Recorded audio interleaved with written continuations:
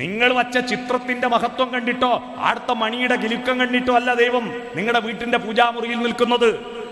അവിടെയുള്ള വാക്കുകളും നോക്കുകളും ചിന്തകളും സുന്ദരമാവുമ്പോഴാ ആ വീടിൽ ദൈവം വരുന്നത് പൂജാമുറിയിലൂടെയല്ല. നിങ്ങളുടെ വീട്ടിലേക്ക് ദൈവം വരുന്നത് ആ സൂര്യനിലൂടെയാണ്. ആ സൂര്യനെയാണ് രാമൻ പ്രാർത്ഥിച്ചത്. അഗസ്ത്യമുനി പ്രത്യക്ഷപ്പെട്ടിട്ട് രാമനോട് പറയുന്നു സൂര്യനെ പ്രാർത്ഥിക്കാൻ. സന്താപനാശകരായ നമോ നമ, അന്ധകാരാന്തകായതേ നമോ നമ, ചിന്താമണേ ചിദാനന്ദായതേ നമ, നീഹാരനാശകരായ നമോ നമ, ശാന്തായ രൗദ്രായ സൗമ്യായ ഘോരായ കാന്തിമതാം കാന്തി രൂപായ തേ നമ, ലോകായ വിശ്വൈക സാക്ഷിണതേ നമ, സ്ഥാവര ജംഗമാചാര്യായ തേ നമ, ഇത്തമാദിത്യ ഹൃദയം ജപിച്ചു നീ ശത്രുക്ഷയം വരുത്തിയിടുക സത്വരം എന്ന് പറഞ്ഞിട്ട് രാമൻ സൂര്യനെ പ്രാർത്ഥിക്കുക. ആ സൂര്യന്റെ വെളിച്ചം നിങ്ങൾ മൈൻഡ് ചെയ്യാറുണ്ടോ? ആ സൂര്യനെ പ്രഭാതത്തെ കാണാറുണ്ടോ? ഇല്ലല്ലോ. ആ പ്രഭാതത്തെ കാണണ്ടേ? അവിടെയാണ് ദൈവം നിങ്ങളുടെ വീട്ടിലേക്ക് വരുന്നത്. ആ സൂര്യനെയും സമുദ്രത്തെയുമാണ് രാമൻ പ്രാർത്ഥിച്ചത്. ഇനി രാമൻ ഒരാളുടെ മാത്രമേ കാല് പിടിച്ചിട്ടുള്ളൂ. അറിയാമോ ആരുടേതാണ്? രാമൻ ഒരാളുടെ കാല് പിടിച്ചു. രാമായണം മുഴുവൻ വായിച്ചിട്ട് നിങ്ങൾ അത് മനസ്സിലാക്കിയിട്ടില്ല അല്ലേ? രാമൻ കാട്ടിലേക്ക് പോകുമ്പോ സീത പറഞ്ഞു ഞാനും കൂടെ വരുന്നു. ആദ്യമൊക്കെ എതിർത്തെങ്കിലും കൂടെ പോയി. പക്ഷേ ആ രാമന്റെയും സീതയുടെയും ജീവിതത്തിൽ ഏറ്റവും സുന്ദര മുഹൂർത്തങ്ങൾ ഉണ്ടായത് കൊട്ടാരത്തിലല്ല രാമനെ പാര വെച്ച് പുറത്തിയടിച്ച ടീമാ. രാമനും സീതയും സുഖം അനുഭവിച്ചത് കാനനത്തിൽ മാത്രമാണ്. കാനനത്തിൽ ശരത്കാലച്ചാരുഭംഗികൾ നോക്കിയും കായും കനികളും പൂവും തളിരും തേടിയോടിയും ഓമൽ ചിത്രാംബരം കാറ്റിൽ പാറിച്ചും ഹന്തസുന്ദരി ഉല്ലസിച്ചാളങ്ങുമണ്ടും ഒരു പൂമ്പാറ്റ പോലവൾ. ഉല്ലാസത്തോടുകൂടി പൂമ്പാറ്റ പോലെ രാമന്റെ കൂടെ ഓടി നടക്കാൻ, ജീവിതത്തിന്റെ ദാമ്പത്യത്തിന്റെ സുഖങ്ങൾ മുഴുവൻ അനുഭവിക്കാൻ സീതക്കും രാമനും കഴിഞ്ഞതിന് ഒരൊറ്റ കാരണം, അദ്ദേഹത്തിന് എല്ലാ കാര്യങ്ങളും ശ്രദ്ധിക്കാൻ കഴിയാതെ ഇതിൽ തന്നെ ശ്രദ്ധ കേന്ദ്രീകരിക്കാൻ പറ്റിയത് കാവലായിട്ടൊരുത്തൻ ഉണ്ടായിരുന്നു കൂടെ, തൻ്റെ അനുജനായ ലക്ഷ്മണൻ. രാമന്റെ കൂടെ സീതയുണ്ട്, അതുകൊണ്ട് അവൻ ആനന്ദമുണ്ട്. പക്ഷെ ലക്ഷ്മണന്റെ കൂടെ ഊർമിളയില്ല. ലക്ഷ്മണൻ കാട്ടിലേക്ക് പോകുമ്പോ ലക്ഷ്മണന്റെ അമ്മ സുമിത്രാദേവി ലക്ഷ്മണനെ ഉപദേശിച്ചതാണ് രാമായണത്തിലെ ഉത്തമ ശ്ലോകമെന്ന് വരരുചി ഉപദേശിക്കുന്നത് നിങ്ങൾ വായിച്ചിട്ടുണ്ടാവുമല്ലോ. എന്താ ശ്ലോകം? ലക്ഷ്മണനോട് സുമിത്ര പറയാ, നീ കാട്ടിലെത്തിയാൽ രാമം ദശരഥം വിദ്ധിം മാം വിദ്ധിം ജനകാത്മജം അയോധ്യാമടവിം വിദ്ധിം ഗച്ഛതാദ യഥാസുഖം. കാട്ടിലെത്തിയാൽ രാമനെ ദശരഥനായി കാണണം, അമ്മയായിട്ട് സീതയെ കാണണം, അയോധ്യയെ കാടിനെ അയോധ്യയായി കാണണം, മകനെ സുഖമായി പോയി വരിക. അതുകൊണ്ട് തൻ്റെ അച്ഛനമ്മമാര് കൊട്ടാരത്തിലാണെന്ന ദുഃഖമില്ലാതെ അച്ഛനും അമ്മയും മുമ്പിലുണ്ടെന്ന ഉത്തരവാദിത്വ ബോധത്തോടുകൂടി വില്ലും കുഴിയെ കുലച്ചിട്ട് കാവൽ നിന്ന ലക്ഷ്മണനെ ആ ത്യാഗം അനുഭവിക്കാൻ കരുത്തായത് ആ ലക്ഷ്മണനെ വേണ്ടി പ്രാർത്ഥിച്ച് കൊട്ടാരത്തിലിരിക്കുന്ന ഊർമിളയാ.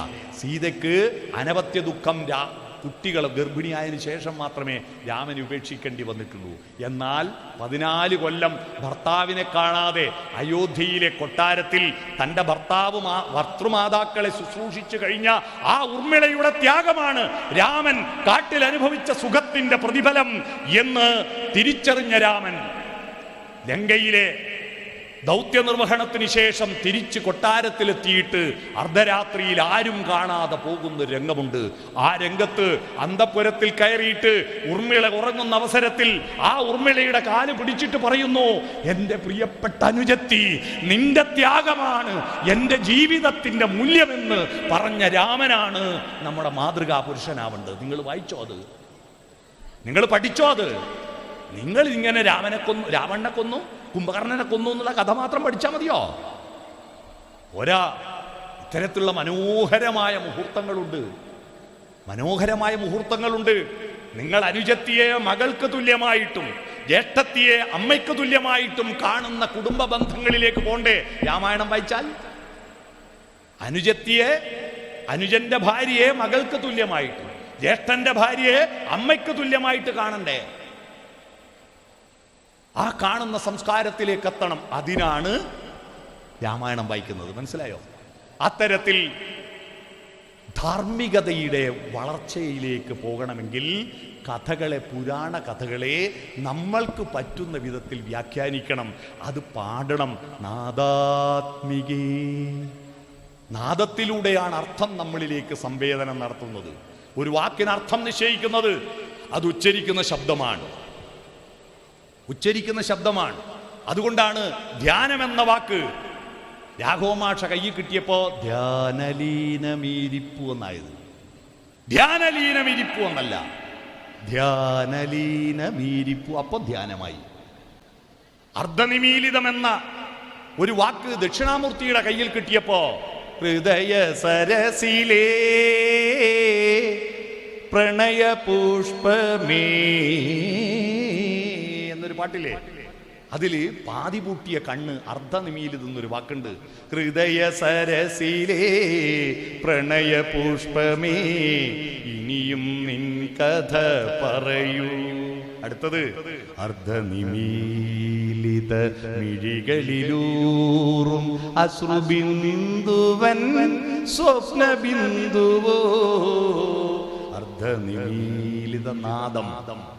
അതുകൊണ്ട് പ്രാർത്ഥനയും പാട്ടും നിങ്ങളുടെ വാക്കുകളുമെല്ലാം ദൈവത്തിന്റെ ബഹിർസ്ഫുരണങ്ങളാണ്. അതുകൊണ്ട് ഭജനം വേണം, പ്രാർത്ഥന വേണം. എങ്ങനെ? ദൈവത്തെ കേൾപ്പിക്കാനല്ല, ഇവിടെ കേൾപ്പിക്കാൻ. ഇവിടെയാണ് കേൾക്കേണ്ടത്. കുഞ്ഞുണ്ണി മാഷ് ഒരു കവിതയുണ്ട്. ഹിമാലയത്തിൽ തട്ടിൽ പ്രതിധ്വനിക്കും മട്ടിൽ ആളുകൾ നാമം ചൊല്ലും അവനവൻ കേട്ടിടാതെ. ലോകത്തെ മുഴുവൻ കേൾപ്പിക്കാൻ വേണ്ടി ഭയങ്കരമായിട്ട് ജപിക്കും, പക്ഷെ അവനവൻ കേൾക്കുവോ? ഈ മാംസത്തിന്റെ പ്രചോദനങ്ങളിൽ നിന്ന് മനസ്സിനെ ഉയർത്താൻ, മാംസം ലഘുവാക്കുക, മനസ്സിനെ ഗുരുവാക്കണമെങ്കിൽ മനസ്സിനെ മാംസത്തിൽ നിന്നുയർത്തേണമേ മലയിൽ വാഴും ഭഗവാനെ. അപ്പോഴാണ് നമ്മൾ വിജയിക്കാൻ താല്പര്യമുള്ളവനാകുന്നത്. നമുക്ക് ശരീരത്തെ പരാജയപ്പെടുത്തി മനസ്സിന്റെയും ഹൃദയത്തിന്റെയും ഭാവനകളെ ഉണർത്താൻ കഴിയുമ്പോഴാണ് മനുഷ്യൻ വിജയിക്കാൻ താല്പര്യം പ്ലസ് നേടുന്നത്. ആ വിജയിക്കാൻ താല്പര്യം ഉണ്ടാക്കുന്നവൻ ആരാന്നറിയാവോ? അതിനൊരു ദൈവമുണ്ട്, അറിയാമോ? സംസ്കൃതത്തിൽ അതിന് ഒരു വാക്കുണ്ട്. വിജയിക്കാൻ താല്പര്യമുള്ളവൻ എന്ന വാക്കിന് സംസ്കൃതത്തിലുള്ള ഒരേ ഒരു പേരാണ് വിഷ്ണു. മനസ്സിലായോ? ജിഷ്ണു ജയിക്കാൻ താല്പര്യമുള്ളവൻ, വിഷ്ണു വിജയിക്കാൻ താല്പര്യമുള്ളവൻ, ബുഭുക്ഷു ഭക്ഷണം ആഗ്രഹിക്കുന്നവൻ, ജിജ്ഞാസു അറിവാഗ്രഹിക്കുന്നവൻ, മുമുക്ഷു മോക്ഷം ആഗ്രഹിക്കുന്നവൻ. വിഷ്ണു എന്ന ഈ വിഷ്ണു ക്ഷേത്രത്തിൽ പ്രാർത്ഥിക്കുമ്പോൾ നിങ്ങൾ മനസ്സിലാക്കണം, വിഷ്ണു വിജയിക്കാൻ നമ്മുടെ ജീവിതം ഓരോ നിമിഷവും വിജയിച്ച് വിജയിച്ച് മുന്നോട്ട് പോകണം. ആ വിജയിക്കണമെങ്കിൽ എന്ത് വേണം? ഐശ്വര്യം വേണം, സമ്പത്ത് വേണം. അതുകൊണ്ട് ആ വിഷ്ണുവിന്റെ പത്നി ആരാ? ഐശ്വര്യ ദേവതയായ മഹാലക്ഷ്മി. പക്ഷെ മഹാലക്ഷ്മി വരണമെങ്കിൽ അതിന് മുമ്പിൽ ഒരാൾ നടക്കണം. അതാരാ? സൃഷ്ടികർത്താവിന്റെ ഭാര്യ നടക്കണം. ആരാ സൃഷ്ടികർത്താവ്? ബ്രഹ്മാവ്. ബ്രഹ്മാവിന്റെ ഭാര്യ ആരാ? സരസ്വതി. സർഗാത്മകതയുടെ ഇല്ലാതെ സൃഷ്ടി നടത്തിയിട്ട് കാര്യമില്ല. എത്ര സുന്ദരമാണ് ഈ പ്രകൃതി. നിങ്ങൾ ആലോചിച്ച് നോക്കട്ടെ, നമ്മുടെ ശരീരത്തിന്റെ ഒരു സൗന്ദര്യം നോക്കിയട്ടെ. നിങ്ങൾ ആലോചിച്ചിട്ടുണ്ടോ ഈ ശരീരം എത്ര നല്ല സർഗാത്മകമായ കോമ്പിനേഷനിലാണ് സൃഷ്ടിച്ചത്? ഏറ്റവും ഇമ്പോർട്ടൻ്റ് ആയ ഭാഗം ചിന്തയായതുകൊണ്ട് ചിന്തയാ മണിമന്ദിരം ഏറ്റവും മേലെ തന്നെ പിടിപ്പിച്ചില്ലേ? ഈ തലച്ചോറ് കാലിൻ്റെ അടിയിലാണെന്നുള്ള സ്ഥിതി ആലോചിച്ച് നോക്കുക. ഈ തലച്ചോറ് ഏറ്റവും മേലെ പിടിപ്പിച്ചു, അതിനാണല്ലോ ഏറ്റവും ഉറപ്പുള്ള അസ്ഥി കൊണ്ട് പൊതിഞ്ഞില്ലേ? ശരീരത്തിലെ ഏറ്റവും ഉറപ്പുള്ള അസ്ഥി തലയൊട്ടിയ. അതിന് തകരാറ് വരരുത്, ബാക്കി എന്ത് പറ്റിയാലും സഹിക്കാം.